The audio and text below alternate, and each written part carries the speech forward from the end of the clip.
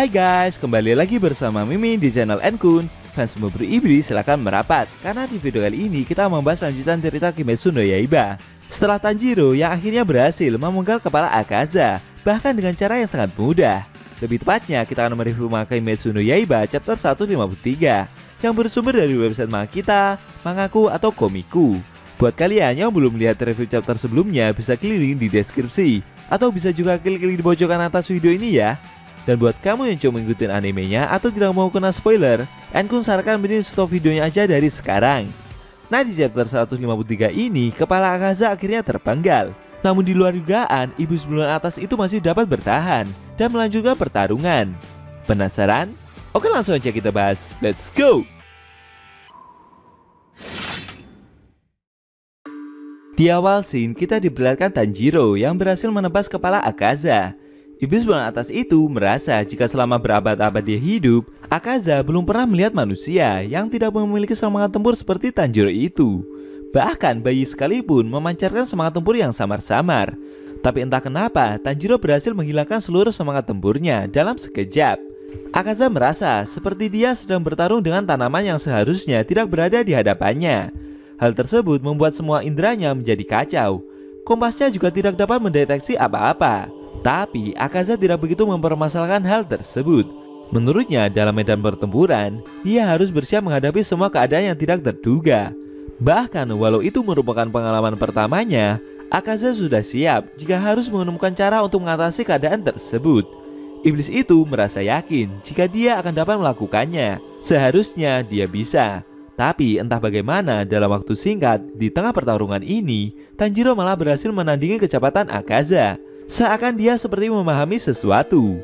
Berabad-abad, iblis itu mempelajari ilmu bela diri terhebat, dan akhirnya dia dapat dikalahkan hanya dalam pertarungan secara langsung. Menurutnya, hal yang dilihat oleh mata dari Tanjiro itu seperti tidak menunjukkan amarah ataupun kebencian. Tidak ada niatan membunuh maupun bertarung pula. Akaza merasa jika itu mungkin adalah kondisi Anata, yaitu wilayah tertinggi yang selalu dia inginkan. Dia selalu bisa merasakannya secara samar-samar, bahwa kondisi itu memang benar-benar ada, dan seharusnya Akaza sudah bisa mencapai titik itu sekarang. Tapi kenyataannya malah justru berbeda. Saat kepala iblis bulan atas tersebut mulai terjatuh, dengan cepat Akaza langsung memegang dan menahan kepalanya. Sambil emosi, iblis itu merasa jika dia masih dapat bertarung dan menjadi lebih kuat lagi.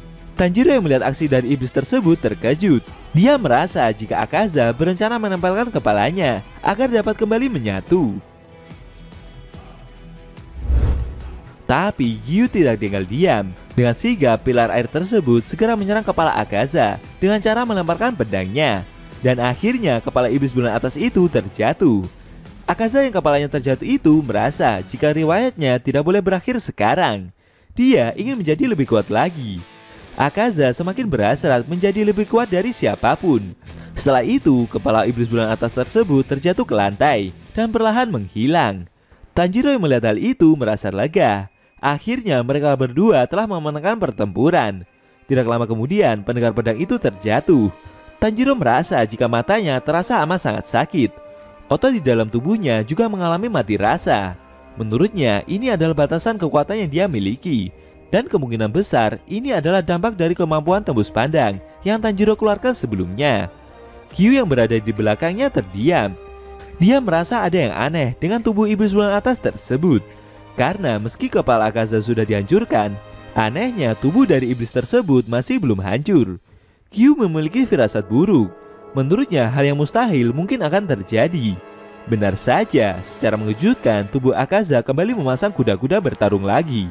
Tanjiro dan Gyu yang melihat hal itu amat sangat terkejut. Tidak sampai di situ, secara tak terduga luka di leher Akaza juga kembali menutup. Lalu iblis bulan atas tersebut kembali menyerang Tanjiro. Beruntung dengan susah payah pendekar pedang itu berhasil menghindar.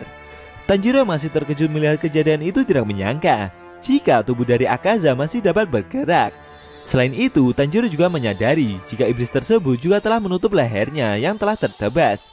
Sialnya, saat pendekar pedang itu masih menganalisa kondisi yang terjadi, matanya kembali terasa sakit, sehingga membuat iblis tersebut berhasil mendarkan tendangannya. Tanjiro yang diserang itu sampai menabrak dinding dengan sangat keras. Pendekar pedang itu masih belum bisa bergerak dari tempat dia berada. Tanjiro masih tidak percaya jika Akaza mampu bertahan hidup. Padahal kepala iblis bulan atas itu sudah dia potong. Tanjiro bertanya-tanya, apakah ada cara khusus untuk membunuh Akaza? Seperti halnya membunuh Gyotaro di pertempuran sebelumnya. Tapi Tanjiro merasa jika itu tidak mungkin, karena sebelumnya kepala dari Akaza sudah berhasil lenyap. Tepatnya setelah Tomikasan berhasil memisahkannya dengan tubuh utama iblis tersebut. Menurutnya, Akaza seperti mencoba mengubah sesuatu. Dia mencoba untuk berubah menjadi sesuatu yang lain. Sama seperti Muzan, Akaza mencoba membuat kepalanya bukan lagi menjadi kelemahannya. Dengan kejadian itu, Tanjiro merasa jika pertarungan ini masih belum selesai.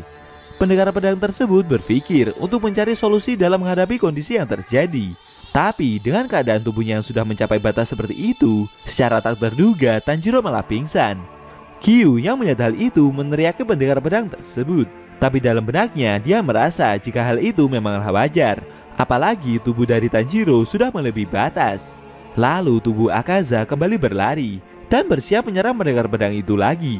Dengan sigap, Kyu mencoba menghentikannya dan langsung menebas tubuh iblis bulan atas tersebut. Di luar dugaan, luka yang Akaza derita langsung berhasil dipulihkan dengan sangat cepat. Kyu yang melihat kemampuan tersebut kaget. Dia tidak menyangka jika tubuh iblis itu masih dapat memulihkan diri, bahkan sangat cepat. Padahal kepala Akaza sendiri juga telah menghilang. Dan akhirnya pertempuran pun kembali berlanjut. Akaza kembali melancarkan pukulannya secara bertubi-tubi. Dengan susah payah, Kyu mencoba mengimbangi setiap serangan yang iblis bulan atas itu lancarkan. Sayangnya, karena kondisi tubuh Kyu yang sudah mencapai batas juga, membuatnya tidak mampu untuk bertahan lama. Pilar air itu seperti tidak kuasa untuk berdiri, dan dia seperti mau terjatuh. Melihat kondisi Kyu yang sudah tidak bisa melanjutkan pertarungan, tiba-tiba tubuh Akaza berbalik arah, dan dia berencana menyerang Tanjiro yang masih pingsan itu lagi. Namun dengan susah payah, Kyu mencoba untuk bangkit. Pilar air itu berkata jika dia masih hidup. Lalu sambil berteriak, Kyu meminta Akaza jika iblis itu ingin membunuh Tanjiro, dia harus melangkahi mayatnya terlebih dahulu. Mendengar ucapan barusan membuat Akaza seperti teringat ucapan dari seseorang saat dia masih menjadi manusia. Dulu seperti ada yang mengatakan jika mereka bukanlah samurai, mereka juga tidak memiliki katana. Dengan itu mereka harus memiliki semangat yang tidak bisa ditaklukkan. Semangat yang tidak akan tunduk sebesar apapun rintangan yang menghalangi, karena mereka telah menggenggam pedang di hati masing-masing. Setelah itu Akaza seperti sedang berhadapan dengan seorang ahli bela diri yang sebelumnya juga muncul di dalam ingatannya. Sambil menggenggam tangannya, orang tersebut kembali berkata jika satu-satunya yang mereka gunakan adalah tinju mereka sendiri. Setelah melihat ingatan itu membuat iblis tersebut terdiam sesaat. Akaza yang telah melihat ingatan masa lalunya tersebut merasa jika hal itu terasa benar-benar menjijikan. Iblis tersebut berencana kembali bertarung melawan Kyu lagi. Saat tubuh Akaza mau berjalan menghampiri pilar air tersebut, tiba-tiba dia seperti dihentikan oleh seseorang. Tangan iblis tersebut seperti ditahan oleh seorang gadis. Sambil meneteskan air mata, gadis itu memanggil Akaza dengan sebutan Hakuji-san. Dia meminta iblis tersebut untuk menghentikan semua yang sudah terjadi. Perlahan ingatan dari Akaza semakin mengalir secara tidak sadar. Kira-kira siapa gadis itu sebenarnya? Dan ada hubungan apa gadis tersebut dengan Akaza, khususnya saat dia masih menjadi manusia dulu? Sayang sekali scene cerita Mankimetsu no Yaiba chapter 153 telah berakhir.